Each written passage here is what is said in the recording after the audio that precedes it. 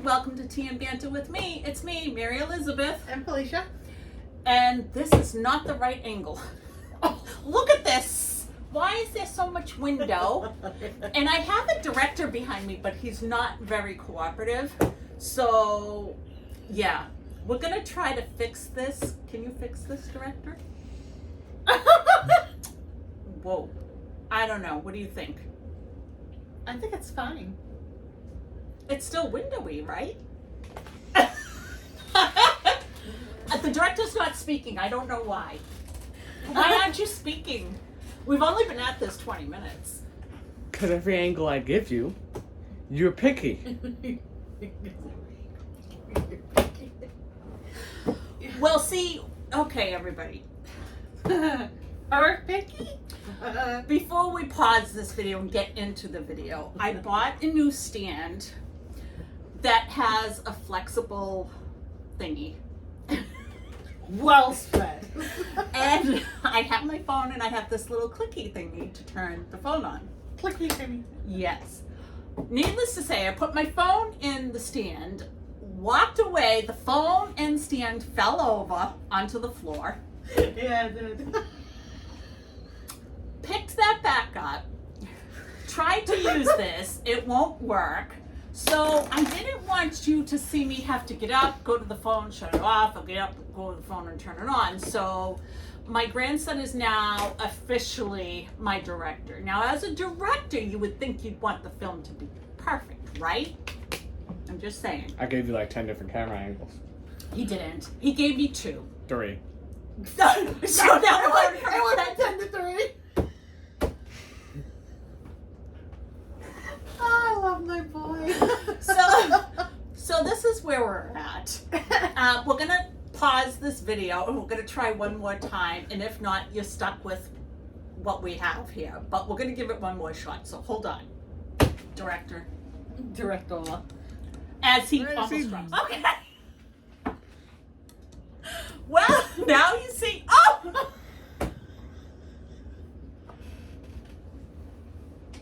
Now you see what happens when we try to be technology savvy. So that was lowering it. Hold on, we'll be back. I've been doing. Okay, so we're stuck with this position. We're just gonna stick with this for now. We have to practice some more. So anyway, the first part of this video is just a little haul. We went to Barnes and Nobles today. And well, I shouldn't say that. It's also crazy banter. Not gonna lie. I was gonna try to separate it and do like a book haul and then crazy banter because there's a couple, but one coincides with the other, unfortunately for this one. So we went to Barnes and Nobles today. And with my grandson, and it was hot out. It was 77. So I put on the AC in the car, and I actually, if you don't know by now, I love sweatshirts and hoodies. And majority of the time I'm cold and I wear sweatshirts or whatever. Well, today I wasn't, and I took off the sweatshirt and I gave it to my daughter. She said, you need to keep the sweatshirt on, right? I did. Because she put the AC on right away. And she was like, it's so hot. Now, I'm going to say this. She's hot and she's cold all the time. No matter what the weather is. And I'm just going to leave it at that. Good. Because she's right there. So, she decides she's going to put on the AC. And then, I'm hot. She starts taking off her sweatshirt. It's like, don't do that. Please don't do that. And she goes, but I'm hot. And I said, yeah, for now. In like 2 minutes, you're going to want it back on. And I can't dress you while you're driving. That's not going to work. So I took off my sweatshirt and I threw it at her, tossed it. And said, that's not okay. You need to dress your mother. What she needs you to. And your response to that? Yeah, and I'll tell you how that's gonna go. I'm gonna start dressing you. You're gonna be like, now I'm driving. I'm cold. Why'd you stop?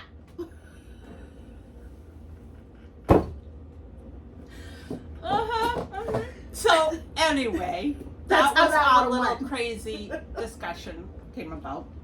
But we went to Barnes and Nobles and just relaxed for a little bit, and I immediately found 2 books.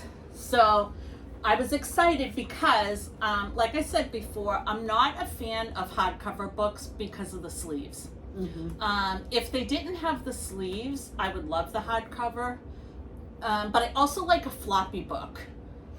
So that's the other piece to like in the paperback.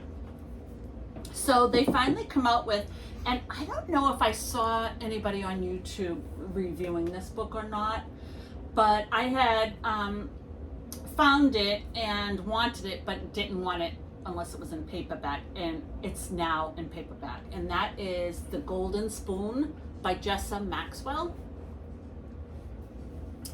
And so if you haven't heard about this, it says, the synopsis is, every summer for the past 10 years, 6 awestruck bakers have descended on the manicured grounds of Grafton, the leafy and imposing Vermont estate that is not only the filming site for Bake Week, but also the childhood home of the show's famous host, celebrity baker Betsy Martin. Long hail as America's grandmother for her on-screen charisma. Betsy's perfection behind the scenes got her to this vaulted place in life, and she very much intends to continue her reign as America's bacon celebrity. But when someone dies on the set, secrets emerge that threaten to put them all in the unflattering glare of notoriety. A sharp and suspenseful thriller for mystery buffs and avid bakers alike. The Golden Spoon is a brilliant puzzle filled with shocking twists that will keep you turning the pages late into the night. So it just sounded really, really good. So I got that. And then I actually have 2 or 3 of the Shady Hollow mystery books. Again, I said in a previous video that by doing my journal that I've reviewed before as to what books I have and what books I don't have, it was a nice eye opener to know that I've made some mistakes. And so the Shady Hollow series, I bought the first book, and then I bought the 3rd book thinking it was the 2nd book, and I was wrong. So I did pick up the 2nd book so that I can actually read the series, because I've been wanting to do that. And that is The Cold Clay, and it's by, and I don't know how to say her name, Joanna Black, Juneau. So, but the last name's Black. And it's autumn in Shady Hollow, and residents are looking forward to Harvest Feast. But then a rabbit discovers a grisly crop, the bones of a moose.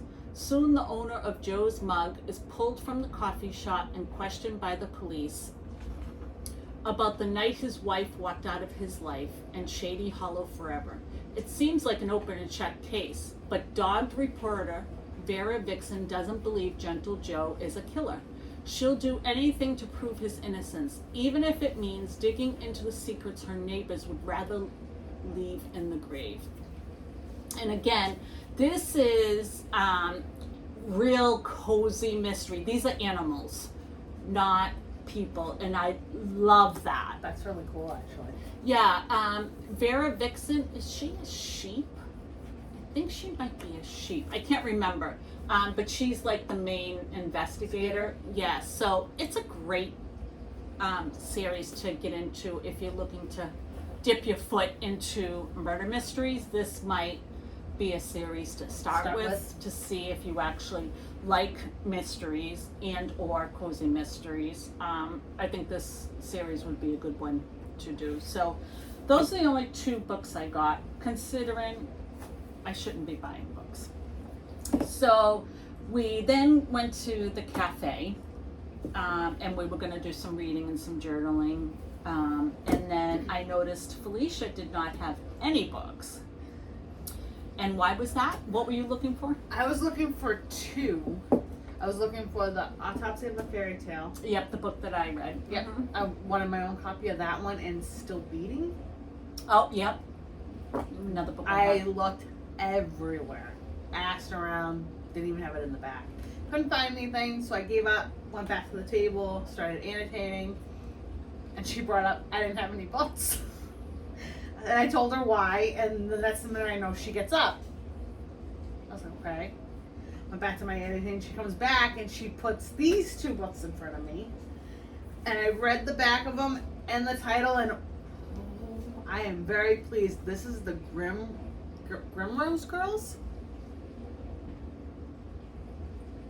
I don't know if you can see that good. Yeah, Just in case you don't that's see the that first well. one. And that's by who? Lara Pohl? Pohl. And then the second one. Read the back. Read the back of this Yeah, one. read the back. The synopsis. Back here. You see it? 4 friends, 1 murder, and a dark fate that may leave them all doomed. After the mysterious death of their best friend, Ella, Yuki, and Rory are the talk of their elite school, Grimrose Academy. The police ruled Ariane's death as a suicide, but the trio is determined to find out what really happened. When Nanny Esses arrives with their newest roommate, it sets into motion a series of events that no one could have predicted. As the girls retrace their friends' final days, they discover a dark secret. But Grimrose Ariane wasn't the first dead girl. They soon learn that all the past murders are connected to ancient fairy tale curses, and that their own fates are tied to their stories, dooming the girls to brutal and gruesome endings unless they can break the cycle for good. And I'm excited for this. I'm not going to read the back of the second I was just one, gonna but say. it's so beautiful, the artwork. And this one is Wicked Ways? The Wicked Remain. I'm The sorry. Wicked Remain. And this is book 2. They are beautiful, They're beautiful. covers. And I'm wicked excited to read So these. I picked those out for her because I just thought they were up her alley. And we were talking about, not this past Christmas, but the Christmas before, we did a book buddy. Mm-hmm. And I picked 12 books, and out of the 12 books, she liked 9 of them. 9 of them, yep. So I'm at a pretty good rate With for books. that. Yeah, and then, so I think she'll like those. Yeah. So that was the little book haul. Now, to talk about another little crazy banter. So, everyone, I think all of you might know, I love Alice in Wonderland. It's one of my faves.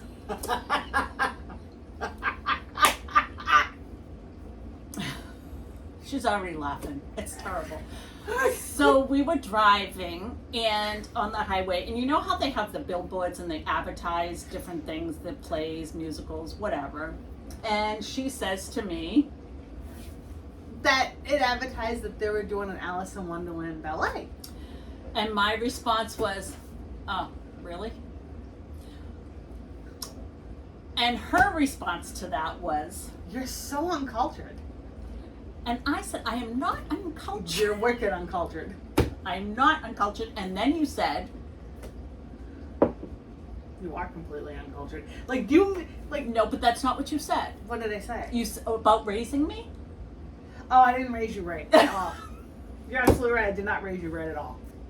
So my response to that was, well, I raised you right because you're very cultured. And she loves musicals and plays and all of that And stuff. ballets. And ballet, so that's all good.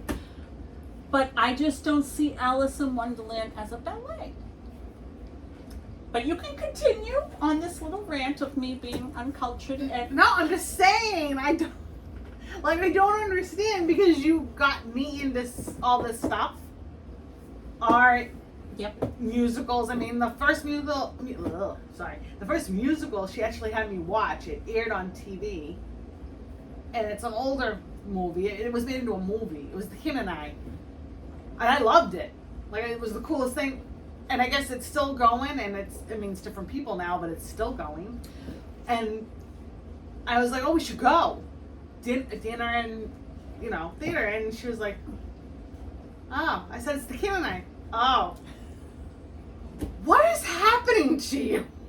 Like, I don't It's not understand. what's happening to me. So She was never like this. She was No. always excited for these things. No. And now it's like, see, here's the thing. as a parent, I felt that it was my responsibility to expose my children to different things, to see what they liked, what they didn't like, and provide them with culture if they so choose. And Felicia is very cultured. She loves all that stuff, and that's wonderful. I am so happy for that. I, on the other hand, am not so crazy about it.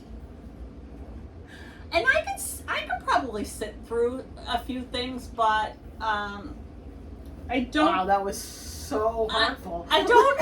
I can probably sit through it. Oh, I know, because What? she went into another Really? tangent. Wait a minute.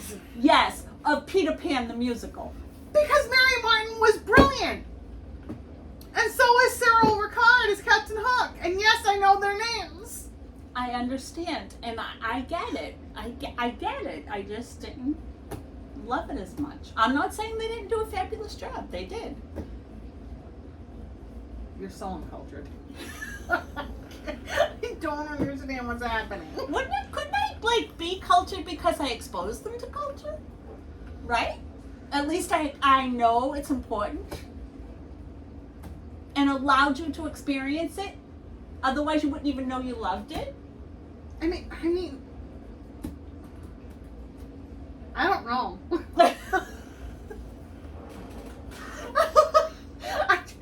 I don't know.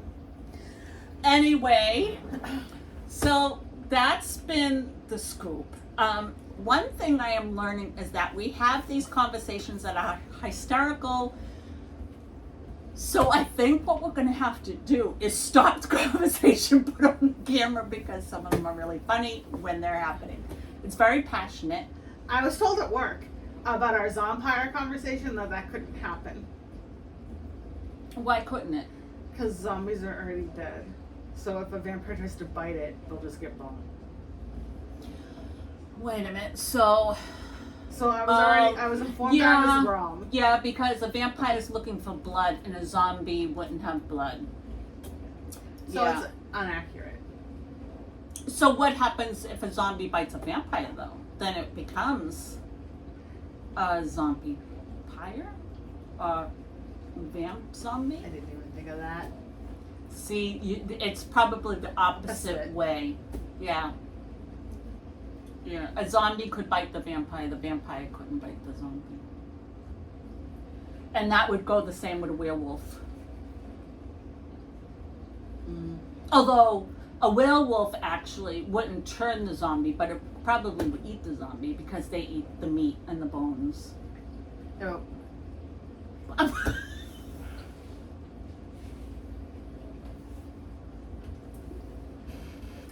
Yep. Sorry. I was just clarifying. I realized it got a little graphic. But yeah, that would be that. So, what are you trying to say? I can't see what you're saying. Pass it. Oh, well, I don't know what he's saying. I think he's saying it's time to cut. Can't see it then. So, anyway, before we start talking Randomly. weird again, what was that? Sounded like a dog. Yeah. Is Freya under there?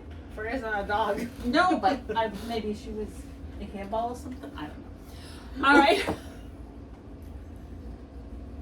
So anyway, until next time, I hope that you're all safe and I hope you're all loved and I hope you like the videos. Yeah. We get a chuckle out of them anyway, and if you just want to have a chuckle, sometimes this is the place to be. You might not learn anything really new, but we welcome your chatter and your laughs too. So, until next time, bye.